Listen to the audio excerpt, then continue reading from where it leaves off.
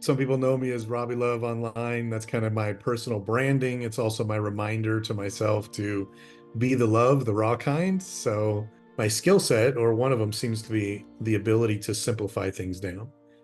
And through all this process that we've gone through, as far as the marketing goes, the general consensus of now, I like to split it out into basically looking at it as old world marketing, like this is the old way that people used to do it. Now, the major shift that's occurring and why we need something that is different is because very simply, it's a shift from fear-based to love-based. But once you simplify it down to its core elements, and that's really what I've kind of done is. Kia ora, welcome. I am Sana, obviously coming to you from New Zealand, and today I'm being joined by a dear friend who lives in the United States of America, Rob. Good morning or afternoon for you. Yeah, I guess we're afternoon for me over here, but Time so is interesting just how this, yep. time is just an illusion. That's right. Today, yesterday, all at the same time. So, Rob, I would like you to introduce yourself, and keeping in mind that the topic I would like to discuss today is conscious marketing. So how did you come to at this place in your life? Just give us a brief overview of the crazy life that you've had. Hi. Okay, well, so I'm Rob. Um, some people know me as Rawb Love online. That's kind of my personal branding. It's also my reminder to myself to be the love, the raw kind. So but I started out in business in construction with a construction company and all that. And that was back in 96. So I'm coming up on, pretty soon 3 decades of doing a lot of business. And as far as me as a person, like if I want to learn anything, I just dive into it.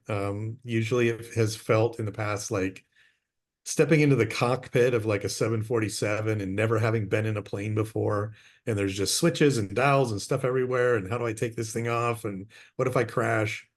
And that's how the process has been for me, is just learning, okay, well, what does this button do, what does this thing do, and then just building from there, and then going up and crashing over and over and over again until I seem to figure it out somehow. So that's kind of been my process. I devour information. The person of for me of the past now through, being into meditation and consciousness and being trained as a coach through hypnotherapy and neurolinguistic programming and all the other things that I've kind of dove into in tying everything in together. It's just been like I'm a 6 to 7 day a week person. I used to do the 14 to 16 hours, and I would multitask, back when I was running a construction company and actually on the site, I was wearing headphones while I'm doing work and I'm just devouring information. And that's kind of how I've been as a person. And then my skill set, or one of them, seems to be the ability to simplify things down. And through all this process that we've gone through, as far as the marketing goes, that's what I really looked at was how do I simplify this stuff down? And just give a tiny, tiny bit of background for that. That was really initiated from working with Michael Grinder in his company. I would go into his office, work with his staff and all that once a week, and being on site once a week, every week in his office, working with him.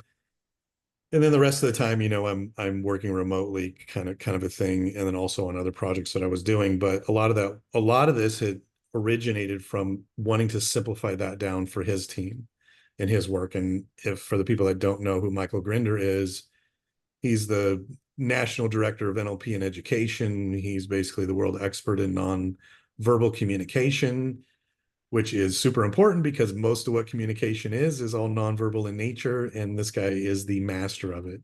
Very, very beautiful, amazing individual, and felt very honored to help him and his staff and his team. But the thing was simplifying marketing down for them as we were building and working on websites and other things.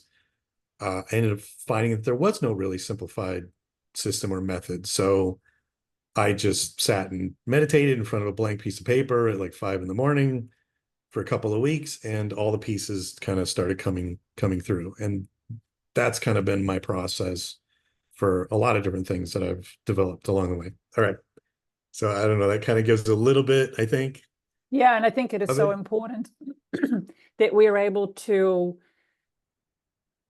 I was listening to, I think it was the book, the Diary of a CEO, just the way he explains things. And it's, if you really want to master something, teach it. And Yeah. the analogy that you used with the flying the 747 and crashing and trying again, to me that is resilience, and that is something that I am now in the process of teaching my children, because the people who are not resilient, they'll never be able to fall and get back up. And people like yourself and myself, who have a lot of light to bring, imagine if we'd given up after the first crash, right? And Yep. to not be where we are now because it was too hard back then. So I think from these first 5 minutes that you and I have spoken, it's, we have to keep going, how difficult as it may be. And I know a little bit more about your backstory, and I'm very grateful that you've kept going and you've got that resilience through the connections you have with source, with your guides, however you name them, and that you and I got together. And we got together because you are so passionate about this conscious marketing, is that you are teaching courses, and I know firsthand how you are able to simplify it. And many of us in the group have had light bulb moments of, oh my gosh, this is why you got us to think about such and such. And so how long have you been in the process of making your own way of doing the marketing, I guess? Gotcha. Yeah. So it was really pretty interesting how it kind of unfolded, but it was basically the end of 2018 is when I basically had the broad strokes, the major pieces as far as the conscious marketing went. Wasn't calling it that at that point. It was called Step Marketer because it was like steps. It was like doing the steps. I taught my first class in the beginning of 2019. Um, that was like, that went off pretty amazing as far as how it went. I had people that, had done 20 years worth of business courses, marketing, stuff like that. And then also a lot of other people that were more spiritual in nature that really had an adversity to business and marketing and all that. And normally those types of classes are usually kind of draining and, like, it's like not super fun. I taught these in person at the end of the day for like, 2 hour blocks for a few weeks. I think we did, how long did we do? I think ended up doing like a month and a half, something like that. But everybody would always leave really supercharged and energized afterwards, really excited. And yeah, just kind of, it was great. And then, but Source has been very interesting as far as a lot of this stuff goes for me. It's like I'll I go, great, I've got something, it works here, it's different, it's working for people in ways that other things weren't actually meeting them where they were at. And then it wasn't really kind of like taking off. And then the whole COVID thing happened. And so I had some clients, had some successes. It was working. COVID thing hit, had to pull back. Basically the market just completely dropped at that point, and I was guided to do coaching and counseling and stuff like that, and develop another program around for twin flames. Actually, is what it was. And at first, I was really quite resistant to doing that because I had a trajectory as what I was doing. And then that's also when like the coaching brand, if you will, of Rawb Love kind of came out too, which I also was resistant to because Robbie was when I was a little kid, and I did Mm. not like that. I did not like that name. It had like this little kid overtone to it in all this. And, I'm like a professional and yada, yada, all that kind of stuff. So it's like, but that was the direction to go. So I went that direction. Those materials are actually going to probably next year, it looks like, conscious relationship and stuff like that. So I've got several different things that are all around this whole conscious brand, from conscious business to relationship to communication, and then also self-mastery. But to me, they all fit together. And when we look at marketing specifically, it is about relationship, it is about communication, and that's really where it kind of should stem from. I don't know if I got off course on that as No, far I as like think what it's your so question was, important. but It's that whole, the communication of marketing right now. And that's what I was talking to a friend about this morning. She's like, what are you doing today? I'm like, oh, I'm having an interview with Rawb, who's all about this conscious marketing. Because if we think about the marketing that we are bombarded with every minute of the day, whether it is, you're opening a news website and there's this pop-up like, buy this or go on this holiday, or it's all in your face. And I don't yeah. think that they necessarily think about the relationship building, right? I would say boy, that's a tough one. I mean, we'd have to overgeneralize for starters, but the general consensus of, now I like to split it out into basically looking at it as old world marketing, like this is the old way that people used to do it. And they've done it because it works. Now, the major shift that's occurring and why we need something that is different is because very simply, it's a shift from fear-based to love-based, right? So it's more, a lot of the old world stuff is fear-based, it's scarcity, it's competition, it's us, them, it's this kind of stuff, right? So that has a particular flavor to it. Now, as long as somebody is in that kind of mindset and they're following that particular, we'll say, narrative around it, yes, that can work, because that follows along with their vibration or their energy or their emotional frequency where they're predominantly at. So there's a rapport there. However, all of that is shifting. It's in a big shift right now. And so people are not responding to that like they used to. So everybody's kind of shifting. So now there's a lot of like frantic nature where it's what I'm seeing is a lot of more like they're reaching out constantly. They're constantly trying to put stuff out there. Things are not working like they used to. It used to be you would throw, a certain amount of money at an issue, and then, or generating clients, and you would get results from that. Well, people are not responding to it like they used to. Like there's so many different dynamics happening. And if you look at how relationship actually works, like when you build a healthy relationship, you get out of, I would say, like codependency, because we have codependent relationships with a lot of these different companies that are out there, and that's a whole other conversation and dynamic to talk about. But when we start shifting it more towards the space of how you actually build a relationship and what actually works, now we start looking at more of like, well, who's a good fit, who's a good match for us, and then we service those individuals and we build those relationships, and that is more of a healthy dynamic. But in that regard, we have to be very clear about what we're offering. We have to have a decent sequence to be able to offer people, as far as to build that relationship, and really just kind of being proactive. So, and that's not necessarily something that doesn't exist, in old world marketing as well, because when you're doing a good job over there, you still have a lot of those elements. It just has a different intent that's underneath it. Yeah, You know, intent and integrity. Right. Yeah, absolutely.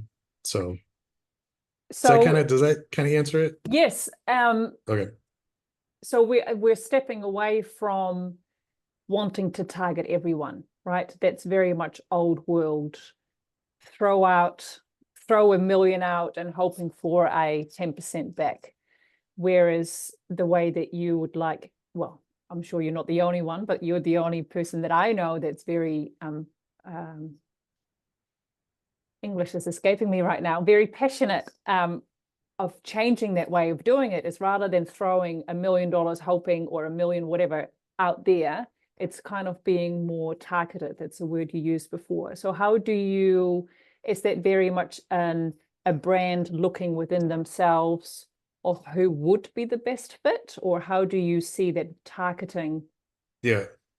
Well, just, I mean, just to be fair to, like, old world marketing and stuff too, like there were predominant shifts that have occurred where they call it growth hacking. They do want to target only the people that are going to be a good fit. I mean, that's what's most effective. Um, I would say that the difference underneath is that people aren't buying into the whole, like, we're, these companies that we're here to do good on the planet, and then they're actually not. But they like to present themselves as being as such. But people are like, something feels off or it doesn't fit, so things aren't necessarily working in that regard. But effective marketing period, on whether it's old world or new earth or whatever you want to call it, like whatever you want to, I guess, whatever languaging you want to use around that, because it is different for everybody, right? I don't know. I lost it as far as that went. Targeting, yes. Yeah. So they do want to be effective, and growth hacking in and of itself is basically, that's the term that they use. It's testing small and then, expanding out with their marketing efforts afterwards. There's just, I think it is not a simple way to look at any of that, because there's so many different dynamics involved. Look at all these different platforms that you have to be able to, advertise your products and services on, from Google to TikTok to X to, on and on and on, Facebook, right? You've got some core integrity issues going on with those organizations, period. Like, I don't think, I mean, nobody even argues, a lot of that anymore. Like, nobody's like really like, oh, well, the government's here to like do us right, and they're doing their best. And nobody buys that anymore at all. Nobody even puts up a fight. Like, we all understand that that's what's going on. So you have a core integrity issue that's behind all of this. So package it however you want. If there's a core integrity issue going on, then that's what needs to be addressed. And so now you come over here, and that's that shift. That's that shift from being in integrity, in alignment, your marketing, your words and all that match what you actually are doing. It doesn't work anymore to say, we're out there fighting for, the little guy and all that. And no, they're not. They're not at all. Like, it's, so there's this thing of like, it all needs to be in alignment. And it gets a little funny because, like, it's like I feel uneasy talking about it. And, just because a lot of these are things where we're not allowed to speak about it. And if we do, we get blacklisted, shut down, silenced, all that kind of stuff.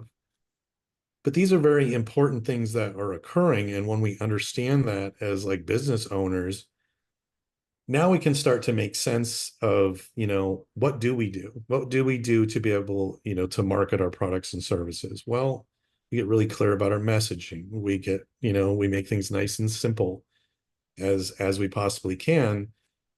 And then we have to do things that particularly work, on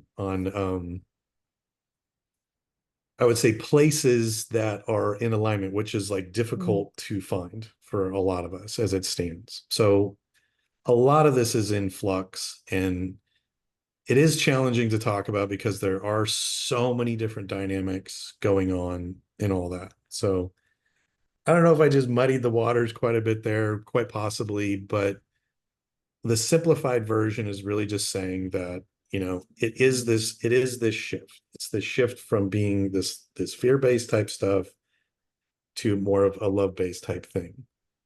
And I think the last thing I'll say about that is that there's a lot of conscious professionals that are out there that they're what they're teaching is all about, you know, alignment and coming together and all this kind of stuff. And then you look at their marketing, and their marketing is fear-based, and it's not working because that's what used to work. So that's what they keep doing, but they're just not really seeing that this stuff is out of alignment. And when it's out of alignment, it's just going to work less and less and less as we move forward. Yeah. So eventually, I mean, my hope is that, you know, you will see a lot of different people and organizations start moving towards what's working, but that is the foundation underneath that is the people speaking up and voting with their dollars and who they choose to interact with and not. And it's inconvenient, of course, to not, you know, vote for some of these organizations when you don't have other alternatives. Yeah. But all the other alternatives are coming out there. And that's where I feel passionate about, is helping the professionals and the other organizations and stuff that want to step more into this love-based, you know, marketing that is looking for a win-win-win for everybody, you know, for the business, for the clients, and for the planet. Like, it needs to be all three, not just for the business itself. And that's where kind of more the old world thing is. Yeah. Yeah. And the old world, very much fear and lack and that kind of, to me, it brings down the positive energy that we hold within us by constantly having that sense of fear, or I don't have, or I should have, or and gratitude, right? If we're able to just embrace that gratitude for the things that we do have, we're just raising that our own vibrations, which is, you know, I love how this conversation is just flowing, because another thing that you're very passionate about is the Be Happy Now practice, which I think, how long ago did you develop that? Oh, wow. Okay. That, maybe somewhere around 15 years ago, I think. Wow. Wow. So please tell us more about Be Happy Now or Love Now. What do you call it? Well, so it's love now, but then not everybody is able to really embrace the word love. So happy now is just another version of it that people can generally kind of, I guess, be in approval of. So yeah, there's a couple different variations, but the short version is I've been meditating for a couple decades.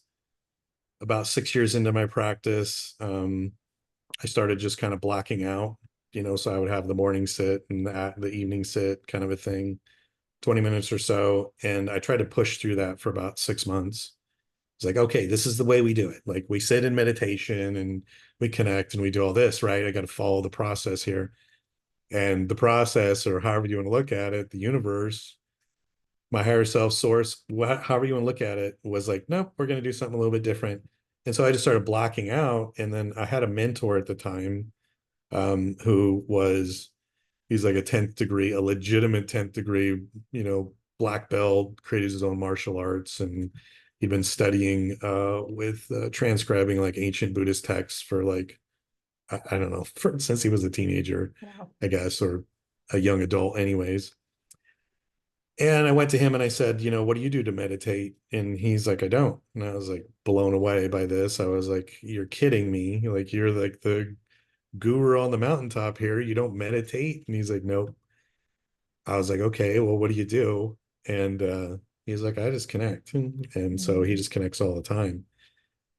And so I kind of started exploring with that and just connecting all throughout the day. And I realized, okay, this makes a lot of sense, because it's like, if you had a diet and, you know, you're eating really great in the morning and you're eating really great at night, but then all through the rest of the day, you're like scarfing junk food and, you know, whatever you can get your hands on. Yeah, that's not really going to work out so great. And so it's the same thing with like meditation or connecting, or, you know, having that connection with source, God, creation, whatever you want to call it. I'd actually seen another, I don't know what you would call, I guess you would say a guru or something like that. And this guy would, like, you could see him, he would connect between each and every breath. Wow. And I was like, okay, this is kind of like blowing my mind a little bit. And so I started experimenting with that. And that eventually, about 15 years ago, became something that was a little more specific and clear. So, and I just kind of look at it like the balloon game. You blow up the balloon, you know, like with your kids or with some kids, or when we were kids, you don't let it touch the carpet or don't let it touch the floor. And you're diving across furniture to make sure it doesn't, doesn't hit the floor. It's like that. So I see it as we're just constantly just tapping it up. And then that starts to train it in. And then when you're training that space in, you realize that it isn't something that you want to let go for too long. Because what ends up happening, from my understanding and all of my training and stuff around the non-conscious mind, from hypnotherapy to neurolinguistic programming to nonverbal communication, like with Michael Grinder and all that, is that this is something that you really want to be in charge of, and when you're looking at like meditation or consciousness or whatever, it eventually, if you stay with it long enough, it becomes an all the time practice. So love now, happy now, it really is that. It's helping training that in. But the other part of it is that I want to see, or what I try to guide people towards, is hitting that tipping point. Mm. So, and when I say the tipping point, it's the averages is that most people are only conscious about 5% of the day, which sounds weird because we're all awake, right? Well, I'm awake, I'm conscious. We're operating on autopilot most Mm. of the time. And autopilot means the non-conscious is directing our actions, behaviors, emotions, and decisions. And that really becomes, I mean, that is such a whole other conversation. And I know I'm kind of going long in this, but it's so important. Like, it's so important when we look at this space of like becoming consciously aware, because what ends up happening is that if we aren't in charge of our actions and our decisions, our basic behaviors, then what happens is we're just on autopilot. And when we're on autopilot, the most of the time, if we're trying to grow a business or we're trying to do something different or we're trying to improve our lives, well, most of what's in charge is everybody we grew up around and everybody they grew up around and the social engineering and all that other stuff. And as long as you stay in a fear-based vibration, then you are in a reactionary space. You're in that fight, flight, or freeze. And we know this is true because we know cortisol is like, at this epidemic, it's like everybody's experiencing this. And it is just the result of this fear-based focus. And when you look at like the narrative, it's always like, who's the next, where's the next school shooting? Where's the next Mm. threat coming from? Where's the next thing to be afraid of? Because that keeps, a population controlled is really what it boils down to. But it's so simple to be able to take charge of that.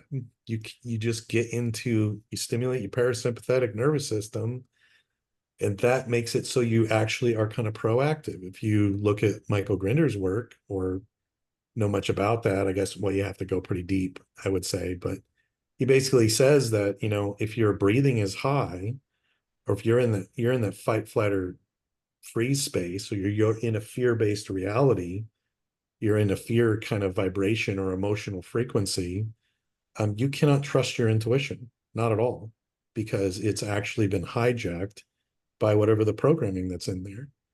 So you think it may be source, you Right. think it may be something else, but it isn't. It's whatever's up here kind of acting like its source is a way to look at it, or intuition or something like that. So it becomes very important to pay attention to, where's my breathing? We If you look and do research, you'll see that the number one way to stimulate your parasympathetic nervous system is the breath. And so again, it comes back to this very simple practice of diaphragmatic belly breaths. Where's my breathing at? When I, teach somebody, I have conscious communication training practices. The very first thing we look at is the breath. If you go very far, like I said, with Michael Grinder and or nonverbal communication, or anybody that's really good at teaching that, they look at the breath. They pay attention to where the breath is. When you're looking at advanced dynamics and communication, Where's the other person's breathing at? Where's your breathing at? Like, it is a major, major indicator. So we have to practice, and we have to train that in. And then from there, once we're in that resourceful physiology, we start retraining our reticular activating system. Because now you got the other major issue, and that is there's so much opportunity around all of us all the time. Like, there's so much information that's coming in, but we only see a minute fraction of it that we're consciously aware of. And even of that, it's really what we've been putting our attention upon. It's called a reticular activating system. So you have to start putting your attention on what you want, getting curious about, solutions, moving towards, whatever it is you want to experience or create in your life, whether that's grow your business or whatever it is, have a better relationship or anything. You have to get curious and start looking at that. And then that actually causes the non-conscious mind to do what it was intended to do, and that it was come up with solutions for whatever you consciously say you want. And so and there's whole dynamics with all of that and everything. So this very simple practice of sitting up straight, diaphragmatic belly breath, putting your attention on what you like and or love or you're grateful for, it just transforms everything. But we're wired to not do it. We're wired to just stay in the old rut and just continue doing what we've been doing, kind of a thing. So, but as far as a solution, as far as how to do it, it's really simple. It's really simple. It is really simple. And I think the trap of why people don't take time out, whether it's with a simple practice like Love Now, or taking that half hour 3 times a day, or to ground, to connect, it's because the consequences of not doing that could be years away. And then because it is years away, we don't then link the two. We don't go, oh, I stayed in my unhappy relationship for 5 years today, and then in 15 years' time, we get whatever, whether it's an autoimmune disease or depression or whatever, but we don't necessarily go, oh, if only I'd taken that time out then. And I think that is the trap that we are in now, is that people are just go, go, go, whether it is because they want to get that promotion, whether they want to push their business, whether they want to buy the new car or the boat because the neighbor has, that whole competition. We just feel like it's that feeling of adrenaline just has to flow the whole time. And it is such a disease that we are battling with. And so tying that multiple moments a day of having that gratitude into our life, then coming up with the solutions to build our being, again, as an individual or as a business. I am a solo business owner. I don't even, I have a gift to sell, or, and it's, oh, Rob, we can talk for hours. There are so many different things that this whole conscious business can tie back to, because you and I and many, many, many others across the world, we are worth to be paid. And whether that is in a dollar bill so we can buy the groceries, or it is in an exchange for, a healing session, for a coaching session, or whatever it is, right? So how do you, if you could do that, and your way of business marketing, business building happens tomorrow, how do you envision that? Okay, like what aspect of it? Like, how do you see the old world marketing, as we're starting the conversation of marketing, how do you see that totally being irrelevant and doing it in the new world way? How do you? Oh, yeah. So I think really quickly, I don't see that we're going to be fixing any particular systems that currently exist. I've seen so many examples of where you're not really going to fix any of those particular systems. So that means we have to step outside of that and create our own system, which means our own community and stuff like that. So that's what I really see, is I see a separate marketplace that is not part of the mainstream as it stands currently.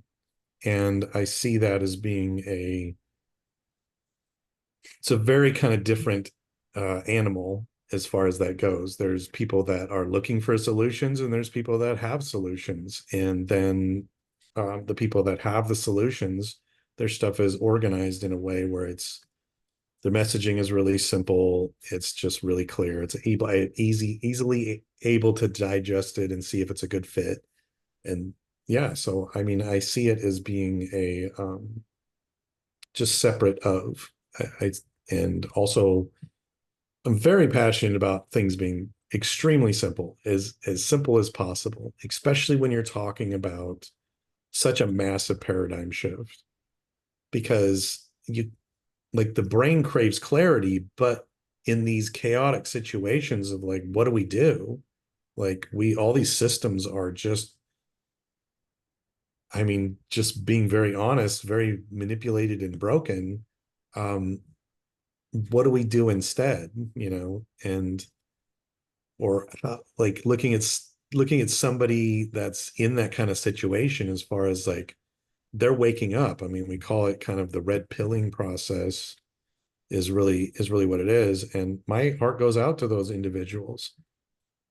On the same token, like they're from my experience, the people that are just waking up, although there is a whole process that they go through that can be pretty like pretty jarring, they're also very open.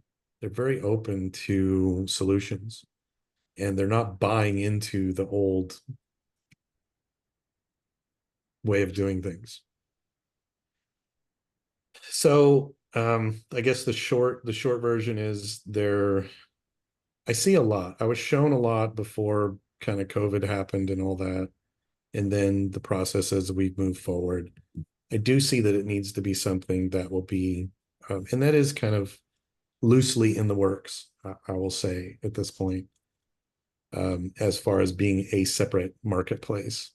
But we still have the same issues that we have in, I would say, the old world marketing, is that you still have to get the basics as far as marketing kind of figured out, your message, what you're trying to do. Because the other thing, when you talk about, a lot of people that are here to do good, or that are more the conscious professionals and all that, well, they have a fair amount of work to do to just to be able to show up in that regard, or show up at that level. So, you know, I don't want them doing another 40-hour That's right. job trying to figure all this stuff out. Um, so yeah, that's what I see. So as far as going through and creating this simplified, you've got everything kind of checked off that you need, like the basics as far as marketing. I would say to come back around, that's the other thing with marketing, is that it's so confusing. It's so confusing. And it's like the old model of like complicate the profit. Well, it's definitely pretty complicated. But once you simplify it down to its core elements, and that's really what I've kind of done, is what are the core things that you need as far as, any particular business goes, that you need for like an active marketing plan. Yeah. So I don't know if that fully, I see a lot, but it's like we could be having a pretty long conversation about a lot of this. But it is putting the power back into the professionals. It's putting the power back into the people, and moving in that direction.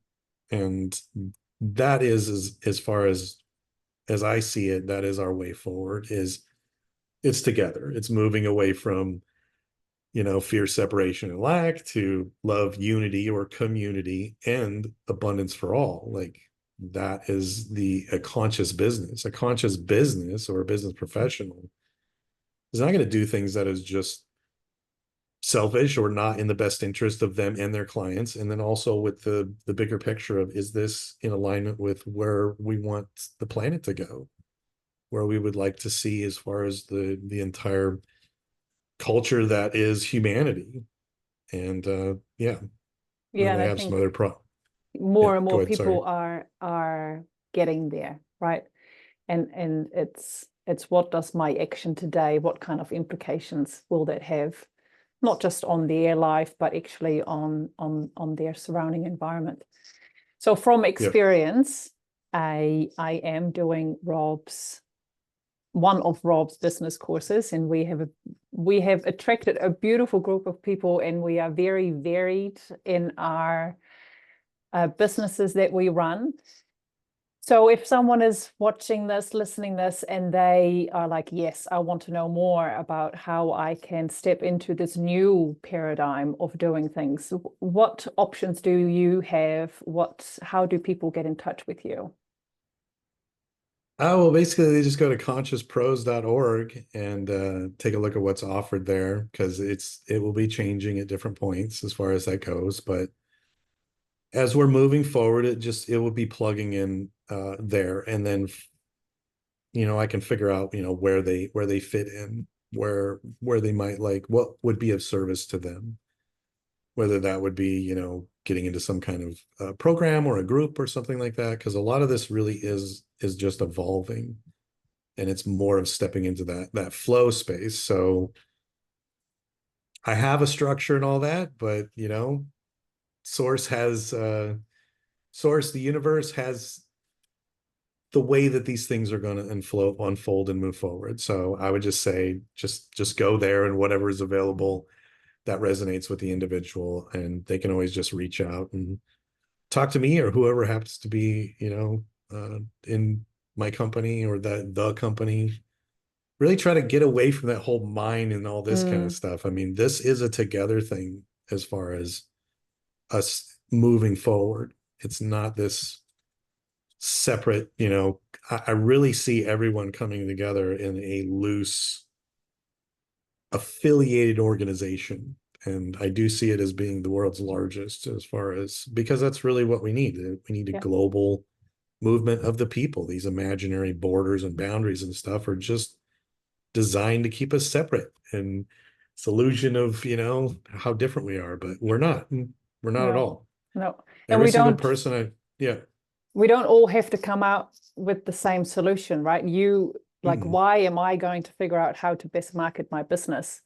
You mentioned earlier, I'm like, we are having a dream, a gift that we can offer to the planet right now.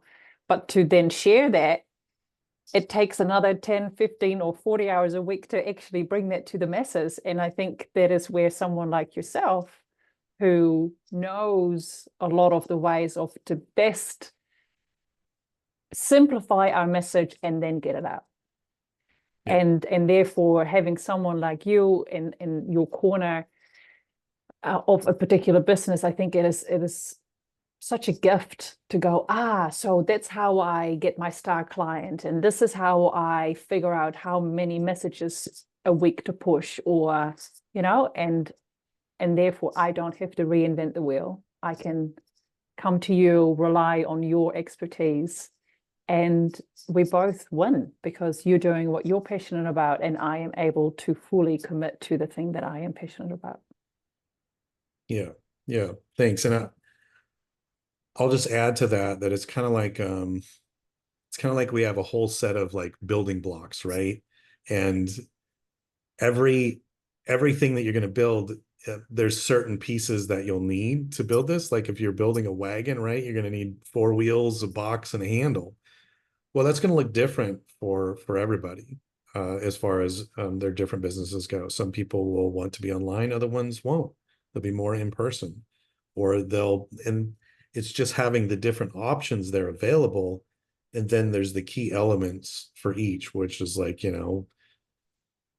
I'll just say like messaging and stuff like that, or what you're going to put out there. But there's these key elements that are really needed for any plan. And then you're just really kind of plugging the pieces in, but also being in that curious space of like, if I did do this, what could I do? Now you're really starting to tap into your intuition and what's in alignment for you and your business. So it's like the key elements are there, but it's like you're building your own, whatever that's going to look like. And then from there, we test, we get feedback, and we see how it goes. Yeah. And there's like, so again, so much we could talk about as far as that goes, but That's the basics of it. And I think a lot of other plans that have been out there and stuff, it's like they're always, you have to be on this, you have to be on LinkedIn, or you have to be on Facebook, and you need to do this number, and you need to do it at this time, and it needs to have this particular message, and make sure you got a hook in there and whatever. It's just, no, it's whatever's in alignment for that individual. And then we just test. We Mm. test. And be Yeah. open for feedback from both ways. Yeah. Yep. Well, Rob, I am incredibly grateful that our lives cross paths and that we are having this conversation just to share your gift, your passion with the people that are watching this. Have you got any closing message that you would like to share? Wow. Well, I'll just mirror back like, yes, I'm very grateful that, we're coming together, and people like yourself and myself were able to really start interacting with each other. I would say prior to just recently, I would say this year, prior to that, it was like people like us would kind of come together, and then something would happen and kind of blow us apart. And I just didn't see people starting to come together. Now I am. Now I'm starting to see organizations and groups and individuals starting to come together. So the articulation is more of that space. How can we work together? What do we want that's common? Not focusing on necessarily our differences, but focusing on our commonalities. What is it we all want? And to me, this is where we get to those core things of like, everybody really does want to work together. Everybody really does want, to do right by their neighbor or by other people or things like that. And it just, to me, it boils down to, love, unity, community, and abundance for all, working together towards creating that future. But the thing that I will say, as far as like, I guess the parting words is just that is it. We have to figure out how to come together. We have to figure that out.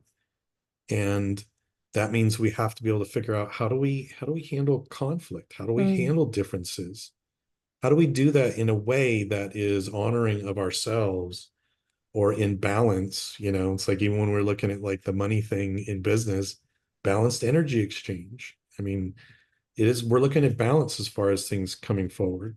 And it's not ignoring what isn't working or the differences and all that kind of stuff, but stopping the focus and getting curious about what could work, how could we do it, because that is the way forward. So the more that we can come up with that, the more that we can come up with how can we come together and work effectively together. That, as I see, is our big hurdle at the moment, is that particular space. Because we're all,